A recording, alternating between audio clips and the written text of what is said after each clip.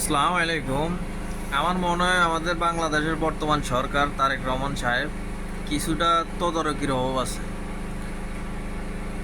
বাংলাদেশে আলহামদুলিল্লাহ খাল খনন কাজ চলতেছে, কিন্তু তারেক রহমান সাহেব উনি বলছিল যে যখন খাল খনন কাজ শুরু হবে তখন মানুষেরও একটা কর্মসংস্থান হইব, যে মানুষও কর্ম করতে পারব।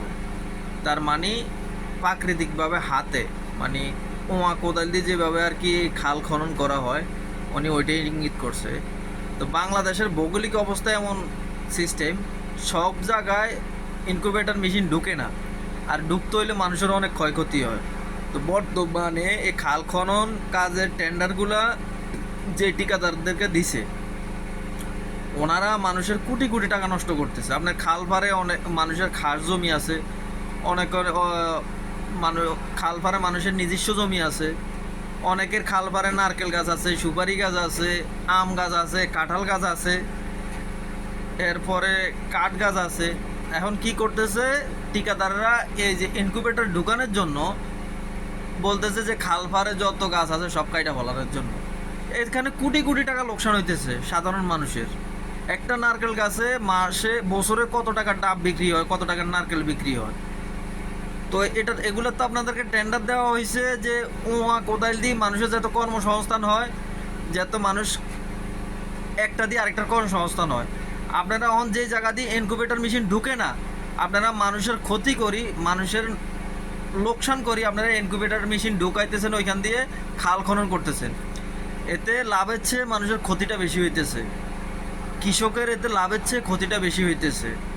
একটা কথা ঠান্ডা মাথায় চিন্তা করেন, খাল পারে পুরা বাংলাদেশে খাল পারে হিসাব করতে গেলে না হইলেও 1 কোটি মানুষের উপরে বসবাস আছে। তো এখানে 1 কোটি ভোটার আছে। তো এই বিএনপি সরকার এখন যদি এই খালপাড়ের মানুষের উপরে এভাবে জুলুম করে, সামনের বার কি 1 কোটি ভোট বিএনপির পাওয়ার কি সম্ভাবনা আছে কি নাই? 99% নাই, 1% থাকে। 99% নাই। মানুষ চিন্তা করে যে বিএনপি সরকার ক্ষমতায় আইসা যে আমার নারকেল গাছ, সুপারি গাছ, আম গাছ, কাঁঠাল গাছ সব ধ্বংস করে লাইছে, আমি বিএনপি সরকারে আবার ভোট দেবো জিন্দিগিতে। তো আমরা সাধারণ জনগণ হিসাবে আমরা এটাই বলতেছি যে যেখানে যেটা প্রযোজ্য ওইটাই করা।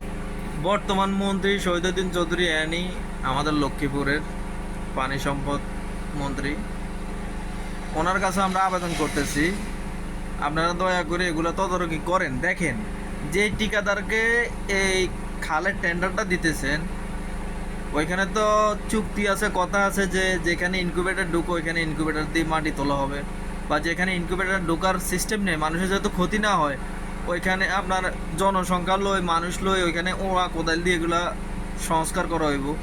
কিন্তু মানুষের ক্ষতি করে মানে দেখতেছি ভিডিওতে, মানুষ ভিডিও করে ছাড়তেছে, দুঃখ প্রকাশ করতেছে, মানুষের আম গাছ, কাঁঠাল গাছ, নারকেল গাছ সব কাইটা ফেলাইতেছে। আবার মাইক দিয়ে ঘোষণা করে দিতেছে যে অমুক এই তারিখ থেকে এই তারিখ খাল পাড়ে যত গাছপালা আছে কাইটা সরা ফেলানোর জন্য।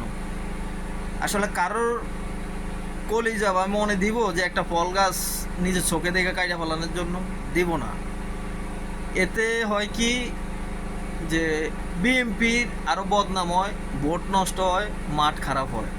হয়তো এখন বুঝবেন না, 5 বছর পর যখন আবার ইলেকশন আইব তখন বুঝে যাইব যে এটার ফলাফল কি আইসা দাঁড়ায় বা কি হয়। তো যে অসাধু ঠিকাদার ব্যবসায়ীগুলো আছে, যাদেরকে টেন্ডার দেওয়া হয়েছে, তাদের এটা তদারকি করা দরকার, যাতে সাধারণ মানুষের একটা টাকাও নষ্ট না হয়, সাধারণ মানুষের যাতে কোনো ক্ষতি না হয়। এটা প্রক্রিয়াজাত যেভাবে আছে, যেটা ওই যে জিয়া রহমান সাহেব যেভাবে খাল খনন করে গেছে, ওয়া কোদাল দিই, মানুষ দিই, এবং কি ওইখানে কর্মসংস্থান হয়েছে, যেটা তারেক রহমান সাহেবও বলছে, ওই প্রকৃতিতে হইলে মানুষের আর কোনো এখানে আপত্তি থাকে না। কিন্তু বর্তমানে যে ইনকিউবেটর মেশিন, এটা কিন্তু সব জায়গায় ঢুকে না। 99% মানুষের খাল পাড়ের জায়গা জমিতে গাছপালা আপনারা কই ফল গাছ টাছ লাগায় রাখছে, এগুলো নষ্ট হইতেছে না, মানুষের ক্ষতি হইতেছে না।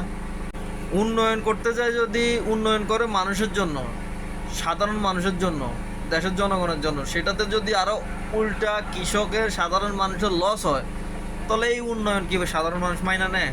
জিন্দিগিতে মাইনা নেয় না। কিন্তু এটার প্রভাব পড়ে 5 বছর পরে। হয়তো মানুষ এখন সরকার ক্ষমতায়, মানুষ এখন কিছু বলতে পারতেছে না, কিন্তু 5 বছর পরে যখন ভোট দিতে যায় তখন এটার প্রভাবটা দেখা যায়।